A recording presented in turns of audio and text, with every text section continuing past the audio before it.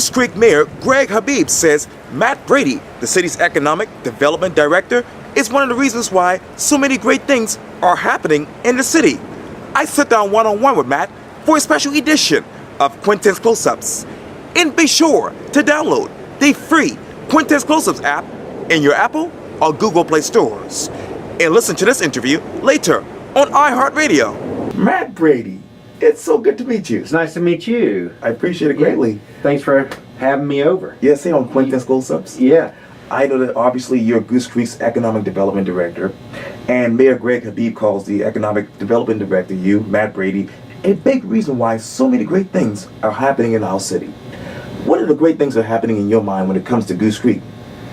Well, you know, Goose Creek is growing. We are closing in on about 45,000 people. So that's one of the things that's kind of great that's happening. What council and the mayor have sort of directed us as staff to do is work towards economic development goals. So that means both we are going after job creating type businesses to move into town. We do have some what we would call economic development product, which is land, which we would like to have businesses locate on, but we're also going for amenity style businesses. We're trying to attract places where people can gather, food and beverage, other commercial, retail, things like that. So we've made some progress along those lines, and I think that's a successful thing that the mayor can point to. I also think that in the last year and a half or so, we've started to engage more in our region, which is sort of a central theme to everything we do when it relates to economic and business development. By that I mean we are active with being partners with our county, with other region or other municipalities, counties in our region, with the Regional Development Alliance, I'm sure you're familiar with, right. Metro Chamber, the Berkeley Chamber. Right. We are just working to be participants and part of the conversation. So I think those are some wins we could chalk up there. What else is the conversation when it comes to the city of Goose Creek and economic development? Oh, I don't know. I guess I could go on for a while on that, but I think that's part of it, right? So, for a long time, Goose Creek, you know, was sort of a bedroom crossroads community that we didn't necessarily insert ourselves into conversations about the regional growth. But here we are in 2019. Like I said, we're about 45,000 people, but you put a pin in the middle of us, and you don't worry about municipal boundaries, which may be arbitrary to the consumer, to a citizen, and you've got 100,000 people really close to the city center of Goose Creek. So if you think about that in sort of like in a market type way, that puts Goose Creek in a pretty favorable geographic situation. We're blessed by that right now. We're pretty equidistant between, let's say, Volvo and Boeing. Right. And a lot of other direct investment companies who have looked at our low country region, who look at us as a region and as a state, and we're at the epicenter of all of that. So that means folks are interested in us for residential growth, for commercial growth. You know, Mayor Beame, who's been a guest on your show. My buddy. yeah, he's the man. Well, he's a relatively new mayor in our region, which we have several of those right now. He's a previous council member. And we have several new faces on city council right now, which, you know, they set the policy goals and they tell staff, y'all go figure it out. So that's where we kind of are right now as a municipality, and there's just a lot going on at City Hall. I'm sure Mayor Habib talked about our gymnastics center that opened, and we've just got a lot of potential throughout town. We, you know, recently awarded a group to help us sell some residential lots that we own right now, and we're looking to own. The city owns several properties throughout town, so depending on the will of council, there's potential there to do something with those. And what that looks like, who knows? But we also have a potential, our comp plan rewrite, the big one, 10-year thing, is coming up. I believe it's 2020. So that gives us, and when I say us, I mean residents of Goose Creek, stakeholders in Goose Creek, and staff and city council a chance to really look at what they want Goose Creek to be in 5 or 10 or 50 years. And so that's the kind of opportunity where if you take it seriously and you do it well, that can transform your city. So that's pretty cool too.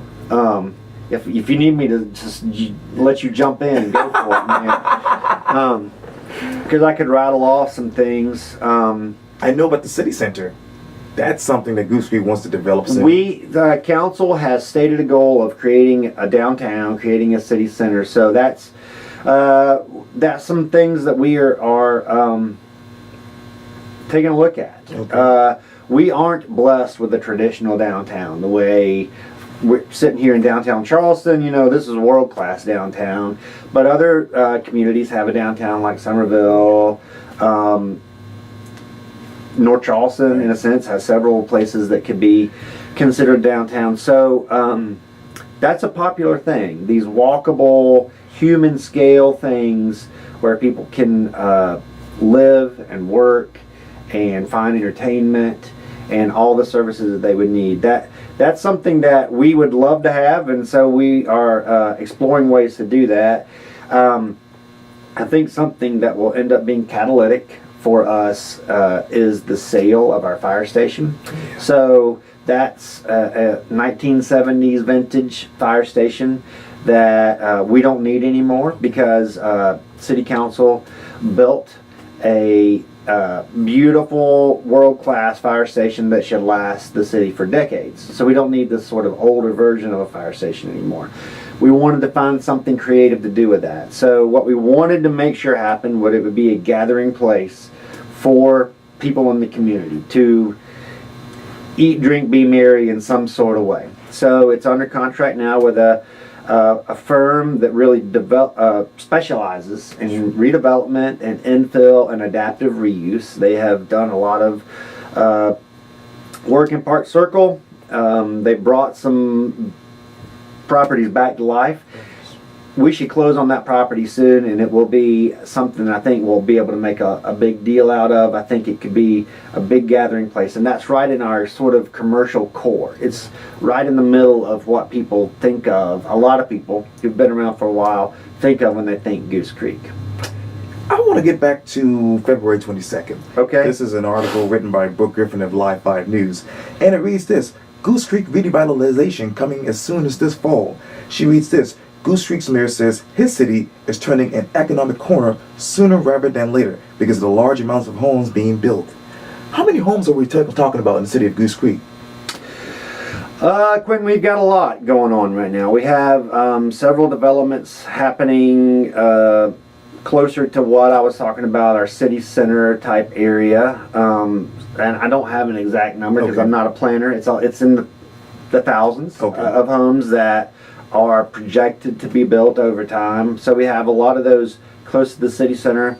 The Carnes Crossroads community is also in the city of Goose Creek, and they are doing a phenomenal job out there. It's going to be a lot of folks who are going to be moving there. They're building houses at a very steady clip, but they're also complementing those houses with great retail and food and bev and services. There are some amazing medical facilities out there, including the Berkeley campus of Roper St. Francis, which is going to be the first emergency room, full service hospital in Berkeley County in a long time. So I'm sorry I don't have a number off the top of my head. I usually deal in numbers, but it's in the thousands, and we think we'll continue to grow because we are a great place to live, an affordable place to live for these however many folks are moving to the region a day. So do you know how many people are moving to the region? Well, I've heard the number 38. Okay. But I've also heard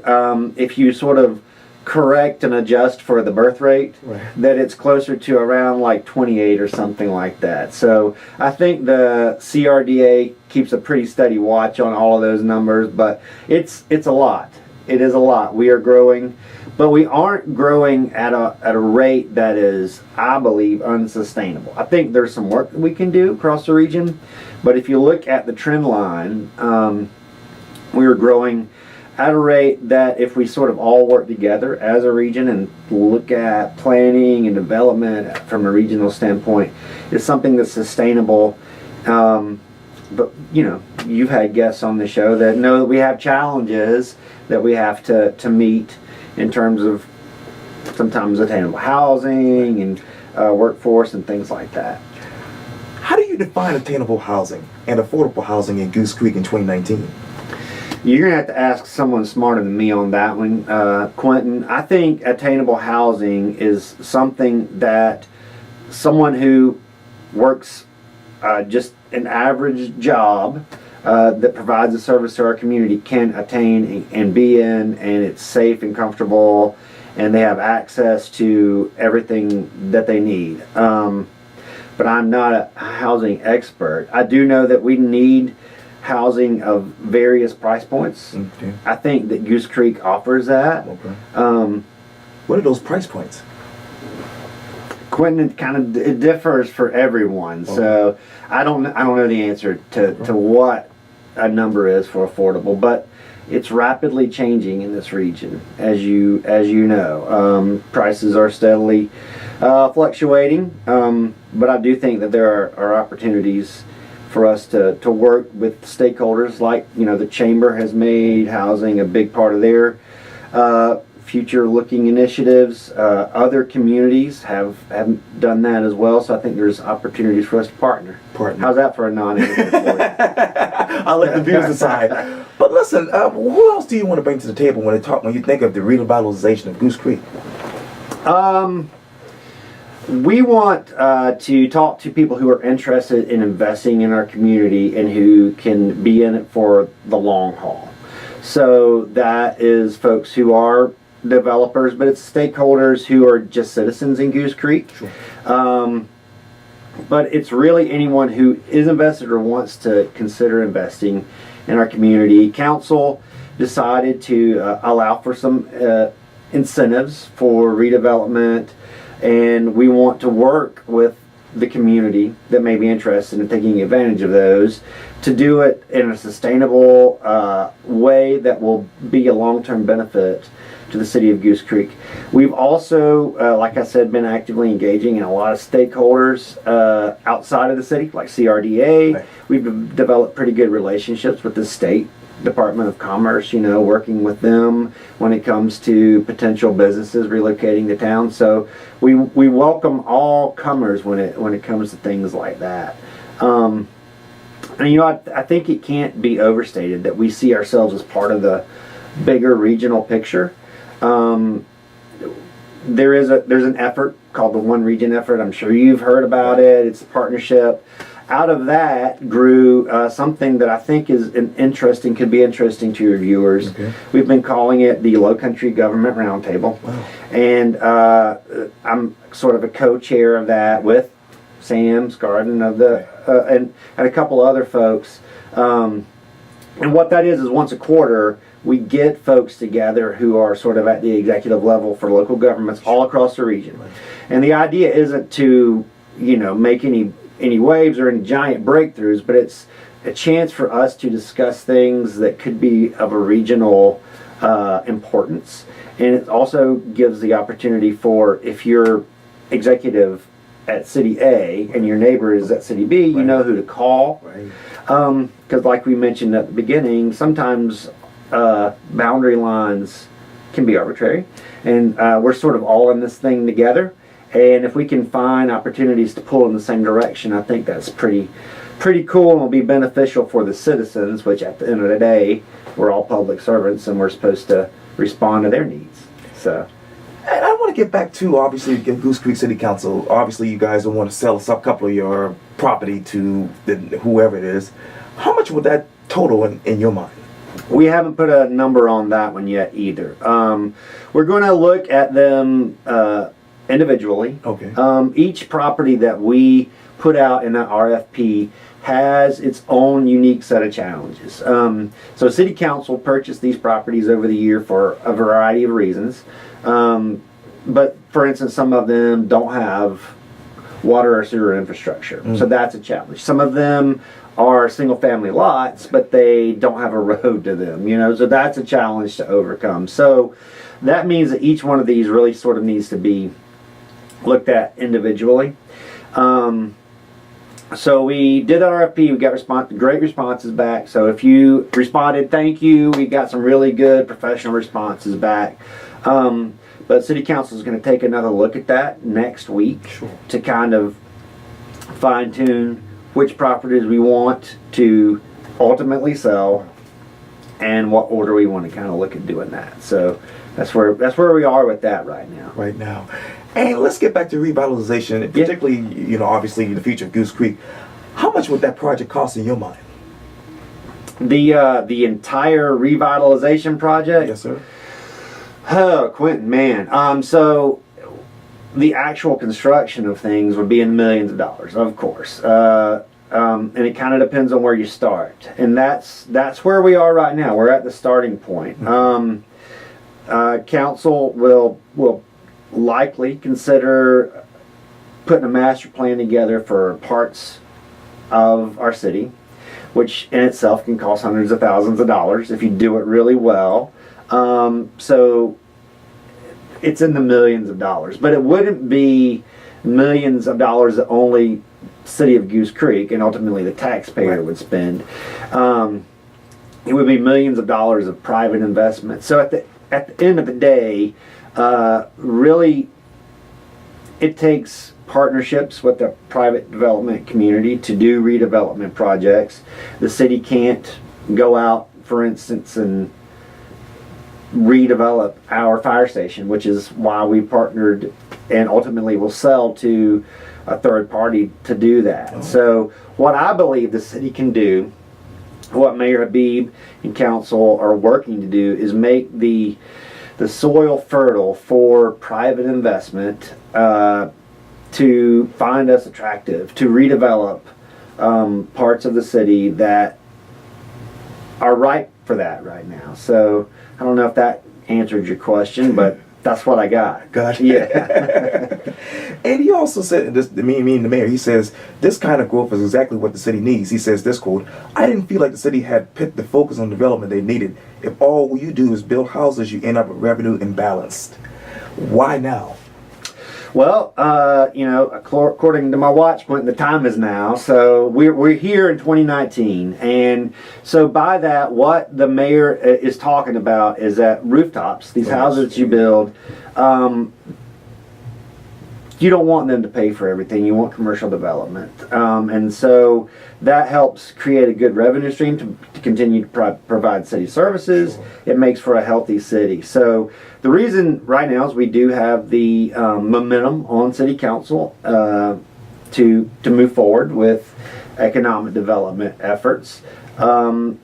It's also right now because market forces are dictating that we're a good place to invest, and I serve as sort of an ombudsman between the city and the business and investment community. So there's right now we just kind of have a perfect confluence of several factors that make 2019, that's what we're in right now, right?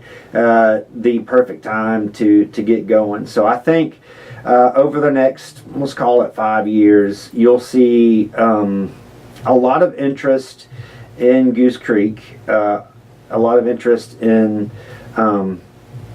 infill development, which is a focus for us, a lot of interest from us in finding ways that we can be part of a larger development and regional conversation, and that does mean development, but it also means sustainability. It means making sure that we are doing best practices when it comes to government. I'm kind of truly a policy nerd, and that's important to a lot of us at City Hall, to make sure we are being the best government that we can be.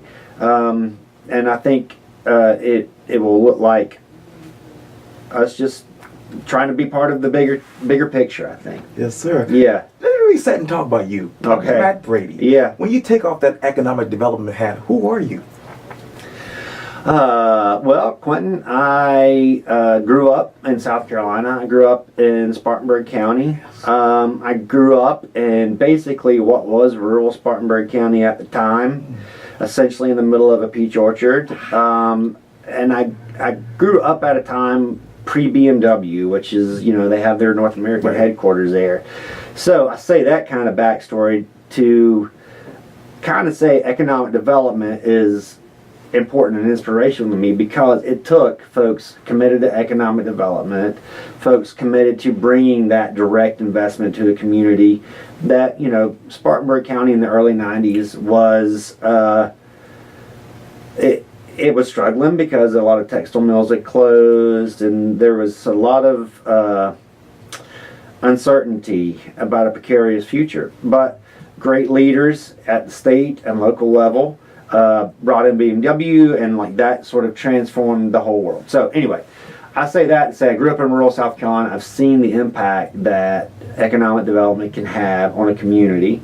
It means people are able to work jobs that can sustain themselves, afford them a good salary and a good quality of life. Matt Brady right now lives, I moved down here to work for Charleston Water System, actually, which if you've not interviewed anybody from there, I recommend it. I'm working on it. Charleston Water is one of the best run facilities, companies that I've had the privilege of working for. This opportunity came open at Goose Creek, and I just cannot turn it down because our city administrator is very forward thinking. I'd met with him. But I moved down here, and I live in Park Circle with my wife, Elizabeth, who is a marriage and family therapist in town, and dog, Penny, and we've got a little bun in the oven right now. So got a lot of big changes coming up. So that's Matt Brady's life right now. Exciting. That's sort of all I'm thinking about. Well, right, don't blame you. Yeah. Let me get back to Goose Creek one last time. Yeah. Quality of life. How would you describe that in 5 years? So Goose Creek is already a great place to live. And I don't just say that because I work for the city. They've been recognized by publications nationally as a place with great neighborhoods. We do have a lot of amenities and good restaurants and a lot of stuff, and we're close to everything. I think that's just going to continue to improve. I think that with our efforts combined with a lot of the investment community looking at us, I think things will transform. We've got a project underway right now called Goose Creek Village, which is about 30,000 square feet of mixed use. They've got some pretty great anchor style food and bev tenants that will be a really cool place for folks in Goose Creek to visit. I think we've got some interest in developing downtown. What we're calling downtown is a shortcut to information there, but we are about to launch a Goose Creek local brand initiative, to where if you are uniquely Goose Creek, you can, exactly. That's a fun little commercial, right? But if you're uniquely Goose Creek, you'll be on our website. You'll get a sticker you can put on your front door and all that sort of stuff. And we'll have an interactive map people can find uniquely Goose Creek. So that will help people navigate that. But I only see our quality of life improving. Now, a lot of people, when you post this to YouTube, will probably comment something about traffic, and so we do understand that, and we understand that that's a big issue. So we are always working cooperatively with all the stakeholders involved with that. But we don't own the roads. So yeah, right, yeah. So unfortunately, we don't make all those decisions. But the reason we want to do economic development in Goose Creek is if you can live in Goose Creek and work in Goose Creek and quickly travel to everything that you need and want to do in Goose Creek. That will cut down on traffic. That will reduce your need to travel to our neighboring cities. There's nothing wrong with our neighboring cities. It's just we'd like to keep those dollars home. We'd like folks to get quickly to where they're trying to go. So whether that be our new fire station, which is going to be an awesome gathering place, or the grocery store, or where you spend your time 8 to 5 every day, that's what we're trying to achieve. So it's a sustainable, long-term view and a balance of live, work, and play. As much as a cliche as that may sound like, that's what we're going for. That is so great to hear. Yeah. Well, Matt Brady, thank you so much for your time. I really, really appreciate this. Thank you, Quintin. Thank you. All right. Yes, sir.